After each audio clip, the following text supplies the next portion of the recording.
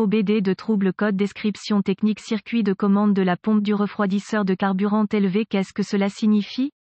Ce code de diagnostic générique (DTC) du groupe motopropulseur s'applique généralement aux véhicules OBD2 à moteur diesel. Cela peut inclure, mais sans s'y limiter, les véhicules de Ford, Powerstroke, BMW, Dodge, Ram, Cummins, Chevrolet, GMC, etc. Bien que génériques, les étapes de réparation spécifiques peuvent varier selon la marque, le modèle. Le code d'anomalie P008E est l'un des codes possibles associés aux véhicules à moteur diesel qui indique que le module de commande du groupe motopropulseur PCM a détecté un dysfonctionnement et avec le fonctionnement du circuit de commande de la pompe du refroidisseur de carburant qui est incorporé pour faciliter le bon fonctionnement d'un diesel moteur. Les codes généralement associés au dysfonctionnement du circuit de commande de la pompe du refroidisseur de carburant sont P008C, P008D et P008E. Le but du circuit de commande de la pompe du refroidisseur de carburant est de contrôler le fonctionnement de la pompe du refroidisseur de carburant. Cette fonction est spécifique aux véhicules à moteur diesel pour refroidir l'excès de carburant avant de retourner le carburant au système d'alimentation en carburant. Le carburant est refroidi par le refroidisseur de carburant qui fonctionne de manière similaire à un radiateur utilisant du liquide de refroidissement pour éliminer la chaleur du carburant. La température de la pompe est contrôlée par le circuit de commande de la pompe du refroidisseur de carburant qui active la pompe pour acheminer le carburant à travers l'ensemble du refroidisseur de carburant avant de retourner le carburant dans le réservoir de carburant. Ce processus variera en fonction du véhicule diesel spécifique et de la configuration du système de carburant. Le résultat final est le même, offrant des performances optimales et protégeant les composants du système de carburant. En fonction du véhicule diesel spécifique impliqué, divers autres codes peuvent être activés par le PCM et allumer également le témoin Check Engine. Le code P008E est défini par le PCM lorsque le circuit de commande de la pompe du refroidisseur de carburant a une tension supérieure à la normale. Sur cette photo, vous pouvez voir le refroidisseur de carburant, les conduites et la pompe du refroidisseur de carburant, au centre, connecté aux conduites. Quelle est la gravité de ce DTC?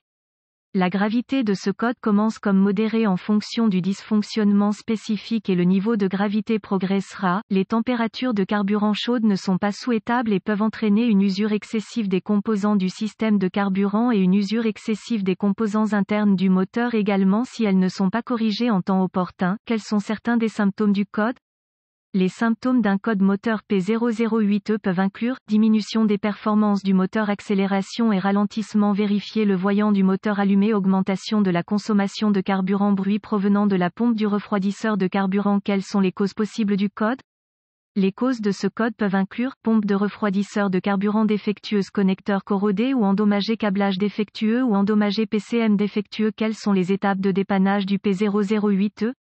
Localiser tous les composants associés au circuit de commande de la pompe du refroidisseur de carburant. Cela comprendra la pompe du refroidisseur de carburant, le refroidisseur de carburant, le réservoir du refroidisseur de carburant et le PCM sur un système simplex. Une fois ces composants localisés, une inspection visuelle approfondie doit être effectuée pour vérifier que tous les câbles et connecteurs associés ne présentent pas de défauts évidents tels que grattage, frottement, fils dénudés ou brûlures, les signes de fuite de liquide de refroidissement. Le niveau et l'état du liquide doivent également être inclus dans ce processus. Étapes avancées. Les étapes avancées deviennent très spécifiques au véhicule et nécessitent un équipement avancé approprié pour fonctionner avec précision. Ces procédures nécessitent un multimètre numérique et les références techniques spécifiques au véhicule. Les exigences de tension seront très basées sur l'année, le modèle et le moteur diesel spécifique du véhicule. Il est également utile de vérifier les bulletins de service technique (BST) pour votre véhicule en particulier, car il peut y avoir un problème connu et une solution qui peuvent vous faire économiser temps et argent lors du diagnostic.